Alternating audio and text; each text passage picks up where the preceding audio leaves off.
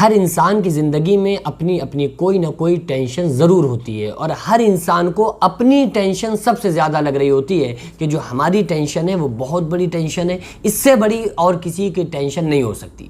تو یہ فکریں ٹینشن کیوں آتی ہیں، اور اس بندے کو اللہ تعالیٰ کیا چیز ایسی عطا فرماتا ہے، اس کی ٹینشن کے بدلے جو فکر اللہ تعالیٰ دیتا ہے، اس فکر کے بدلے اللہ تعالیٰ اس کو دنیا میں کیا عطا فرماتا ہے، اور آخرت میں اس کے بدلے اللہ تعالیٰ اسے کیا عطا فرمائے گا۔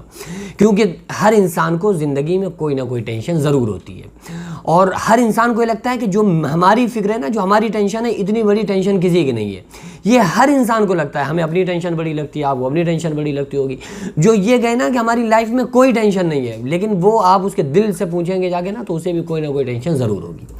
بہرحال یہ فکریں کیوں آتی ہیں، اور ٹینشن آنے کے بعد اللہ تعالیٰ بندے کو کیا عطا فرماتا ہے، میں آپ کو قرآن مقدس کی روشنی میں واضح کرتا ہوں۔ اللہ تعالیٰ نے قرآن مقدس میں ارشاد فرمایا، ان مع العسر یسرا، کہ بے شک مشکل کے ساتھ آسانی بھی ہے۔ یعنی جب انسان کو زندگی میں کوئی پرابلم آ رہی ہے، کوئی مشکل آ رہی ہے، تو اس کے بعد ہی اس کو آسانی ضرور ملے گی، یہ اللہ تعالیٰ کا فرمان ہے۔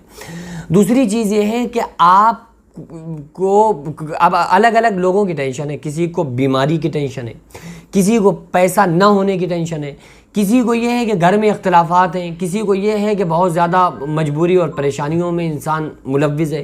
تو ہر انسان کی ٹینشن اپنی اپنی الگ الگ ٹینشن ہے۔ تو یہ کیسے سمجھا جائے گا کہ یہ جو فکر آئی ہے یہ ہمارے گناہوں کا نتیجہ ہے، یا یہ اللہ تبارک و تعالیٰ کی طرف سے کوئی امتحان ہے؟ اس کو سمجھنے کے لیے میں آپ لوگوں کو ایک حدیث قدسی بیان کرتا ہوں آپ لوگوں کے سامنے، کہ حضرت مولا علی فرماتے ہیں کہ حدیث قدسی میں اللہ تعالیٰ نے ارشاد فرمایا کہ اے لوگو، جو تکلیفیں تم کو پہنچتی ہیں وہ تمہارے ہاتھوں کی کمائی ہوئی ہوتی ہیں، اور اگر تم سیدھے راستے پر چلتے رہے تو ہم تمہیں تکلیف دے کر کیا کریں گے۔ یعنی اللہ تعالیٰ فرماتا ہے کہ جو تکلیفیں پریشانیاں تمہیں آ رہی ہیں نا، مصیبتیں، یہ خود تمہارے ہاتھوں کی کمائی ہوئی ہیں، اگر تم سیدھے راستے پر چلتے رہو گے تو ہم تمہیں تکلیف دے کر کیا کریں گے۔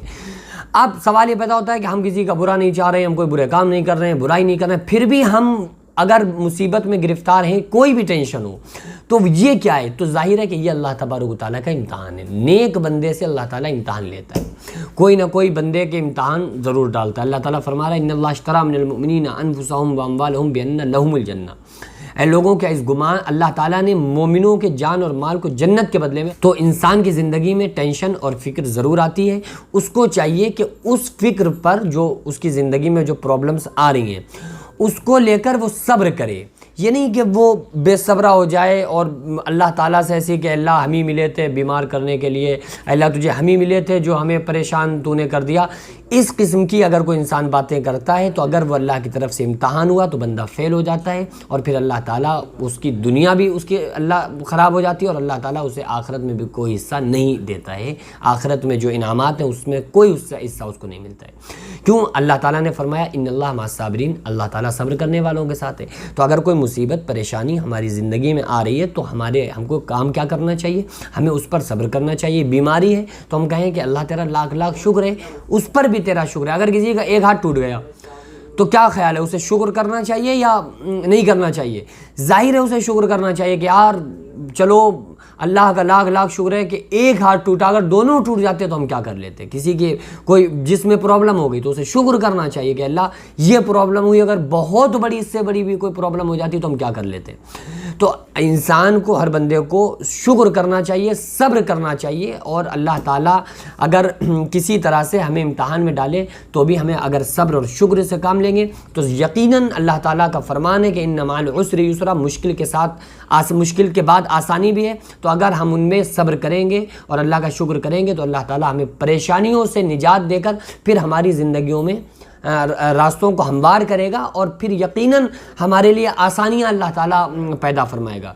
اس لیے ہم لوگوں کو چاہیے جب بھی کوئی ٹینشن فکر آئے تو ہمیں صبر کریں اور اللہ کا شکر ادا کرنا چاہیے، اور اس پر مکمل طریقے سے ہم اللہ تعالیٰ کے پیروکار بن کر ہی جئیں کہ اللہ تو ہمیں اچھی زندگی بسر کروا، ہمیں اچھے سے رکھے بغیر بیماری کے، تو بھی تیرا شکر، اگر بیمار کر دے اس پر بھی تیرا شکر ہے، تیرا احسان ہے۔ جس حال میں تو مولا رکھے گا ہم تیرے بندے ہیں، اسی حال میں رہنے کے لیے ہم راضی ہیں، ہم تیار ہیں۔ تو اللہ تعالیٰ ایسے بندے سے خوش ہوتا ہے، اور پھر اللہ تعالیٰ اس کو وہ تمام چیزیں عطا فرماتا ہے جس کا بندے کو وہم، گمان، خیال، تصور میں بھی وہ بات بات نہیں ہوتی ہے۔ تو اللہ تعالیٰ سے دعا ہے کہ اللہ تعالیٰ ہم تمام لوگوں کو صبر کرنے والا بنائے، پریشانیاں آئیں اور اللہ تعالیٰ کی طرف سے اگر امتحان ہو تو اللہ تعالیٰ اس پر ہمیں شکر ادا کرنے والا اللہ تعالیٰ ہمیں بنائے، اور اللہ تعالیٰ ہم تمام لوگوں کو ہر حال میں صبر اور شکر ادا کرنے کی اللہ تعالیٰ توفیق عطا فرمائے۔ وما علینا الا البلاغ۔ السلام علیکم ورحمۃ اللہ تعالیٰ وبرکاتہ۔